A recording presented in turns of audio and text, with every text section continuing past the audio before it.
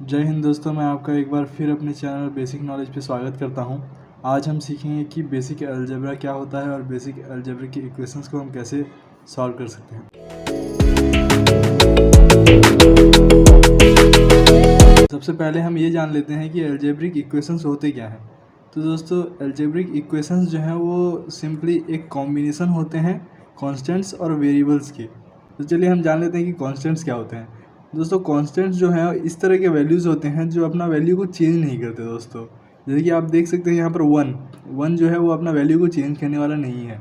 वो कहीं भी हो, किसी भी केस में हो, वो वन ही रहने वाला है दोस्तों। यहाँ पर और एक एग्जांपल दिया है जो हाफ है।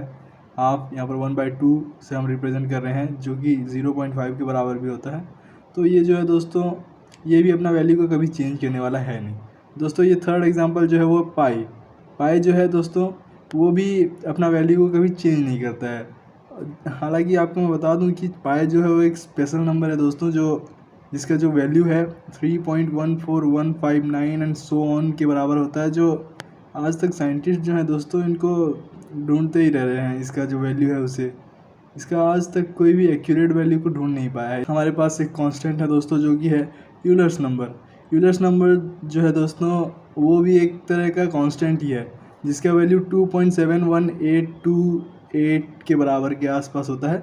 यानी कि ये भी दोस्तों एक एक्यूरेट आप वैल्यू नहीं कह सकते हैं। हालांकि ये वैल्यूज़ जो हैं वो कांस्टेंट्स हैं, लेकिन आज तक इन वैल्यूज़ का जो पूरा कंप्लीट जो वैल्यू है दोस्तों, उसे आज तक कोई ढूंढ नहीं पाया है। ये हमारा मेन केस है इन दोनों स्पेशल नंबर्स के केस में। दोस्तों, अगर आपको इन दोनों के बारे में और फाई जो कि है गोल्डन रेशियो नंबर, इन सभी के बारे में और डिटेल में जानना है, तो मैं आपके लिए इस तरह का वीडियो आने वाले समय में लाऊंगा दोस्तों। इसलिए ज़रूर से आप इस चैनल को सब्सक्राइब कर लीजिएगा।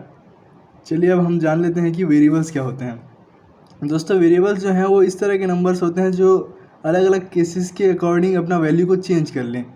इनको बेसिकली हम इंग्लिश अल्फ़ाबेट्स और ग्रीक अल्फ़ाबेट्स से रिप्रेजेंट करते हैं दोस्तों। जैसे कि आप देख सकते हैं यहाँ पर एक्स है, वाई है, थीटा है, अल्फ़ा है, बीटा है, फाई है, एट्सेट्रा। ये सारे जो वेरिएबल्स हैं दोस्तों, ये सब चेंज करते हैं अपनी वैल्यूज़ को डिफरेंट केसेस के अकॉर्डिंग। आप यहाँ पर ज़रूरी नहीं है दोस्तों कि वेरिएबल्स जो है वो एक्स या वाई से ही रिप्रेजेंट हो। आप चाहें तो A B C D, small A, capital H, कुछ भी आप यूज़ कर सकते हैं दोस्तों वेरिएबल्स को, लेकिन वेरिएबल्स को डिनोट करने के लिए। लेकिन मेनली क्या है, जनरली जो है हम स्मॉल ए, स्मॉल बी, स्मॉल लेटर्स का यूज़ कर लेते हैं, ग्रीक लेटर्स का यूज़ कर लेते हैं, एक्स वाई का यूज़ कर लेते हैं। जनरली हम एक्स वाई का ही ज़्यादातर यूज़ करते हैं दोस्तों वेरिएबल्स को रिप्रेजेंट करने के लिए, डिनोट करने के लिए। फिर दोस्तों, आप ये भी देख सकते हैं कि जो थीटा है, अल्फ़ा है, बीटा है दोस्तों, ये जो हैं ये एंगल्स को डिनोट करने के लिए काम में आते हैं। तो चलिए अब हम नेक्स्ट पॉइंट पे जाते हैं। जैसे कि आप यहाँ पर देख सकते हैं कि हमारा जो नेक्स्ट पॉइंट है वो हमसे कह रहा है कि when taking the variables and constants और constants from LHS to RHS और vice versa, their symbols change as follows. दोस्तों, जैसे कि आप देख सकते हैं कि ये हमसे कह रहा है कि किसी भी वैल्यू को अगर हम LHS से RHS की तरफ ले जाएं तो उनका सिंबल्स जो है वो आगे जैसे बताया गया दोस्तों उस तरह से चेंज होती हैं। इससे पहले कि हम उनको देखें, हम पहले ये जान लेते हैं कि LHS क्या होते हैं और RHS क्या होते हैं दोस्तों।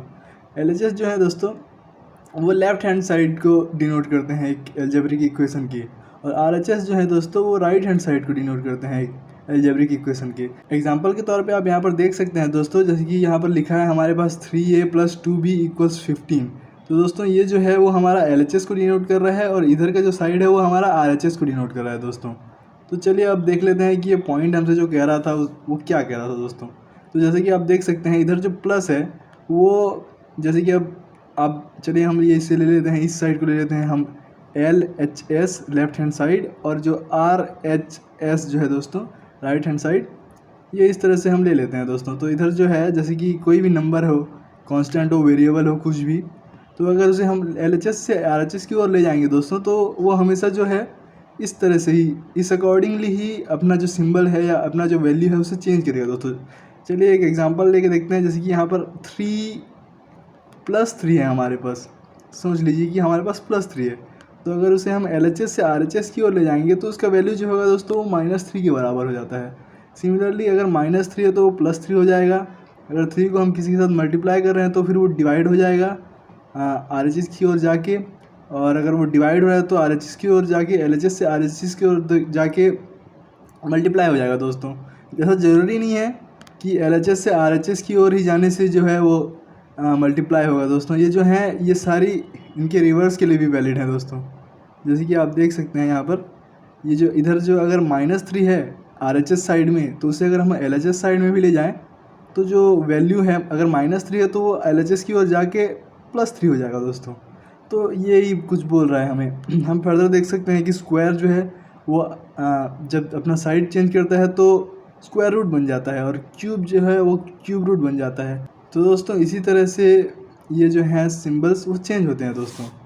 चलिए दोस्तों अब हम देख लेते हैं हमारा जो कॉन्सेप्ट था उससे रिलेटेड कुछ क्वेश्चंस।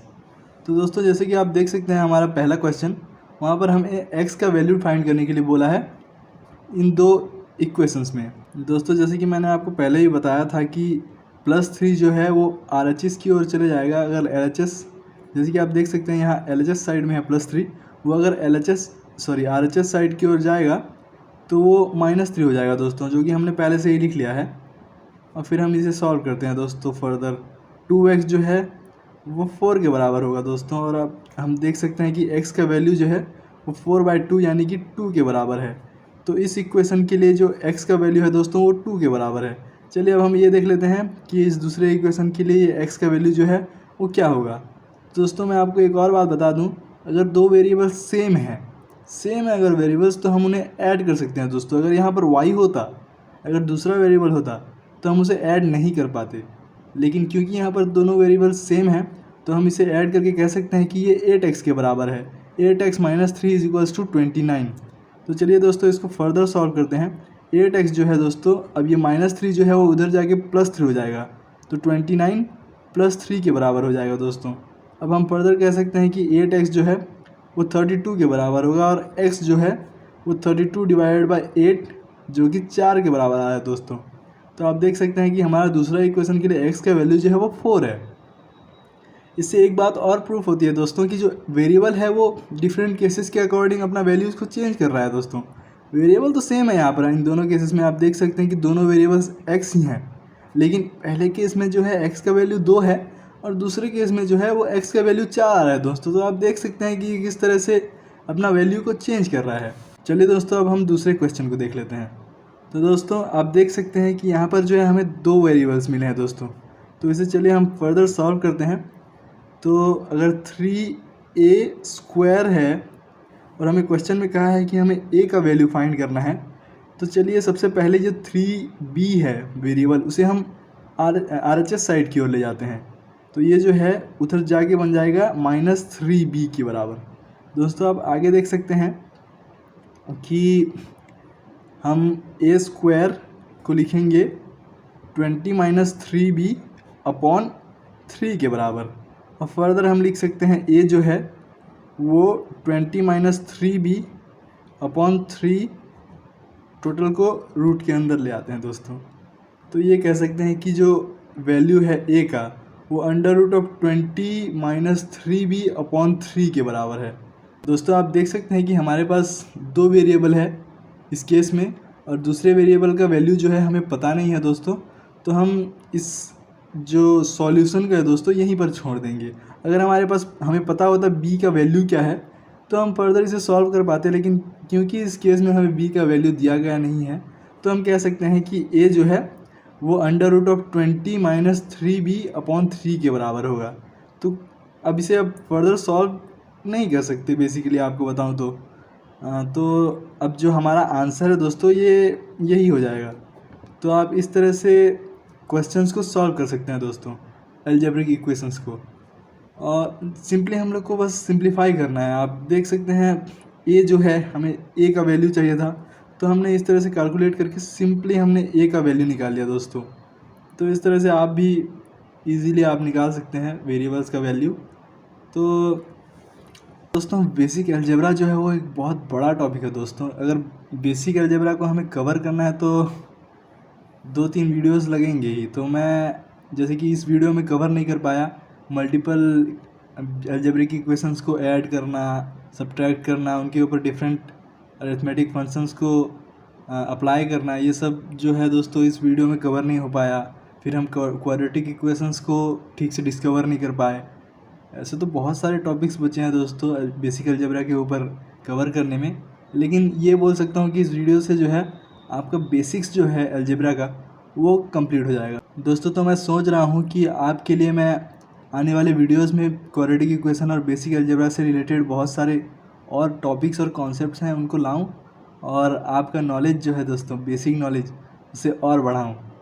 आई होप दोस्तों ये वीडियो आपको अच्छा लगा होगा, और अगर आपको इसी तरह की इन्फॉर्मेटिव वीडियोस चाहिए तो ज़रूर से इस चैनल को सब्सक्राइब कीजिएगा। वीडियो अगर आपको अच्छा लगा हो तो वीडियो को ज़रूर से लाइक कीजिएगा और ज़रूर से इस वीडियो को अपने दोस्तों के साथ शेयर कीजिएगा। जय हिंद दोस्तों।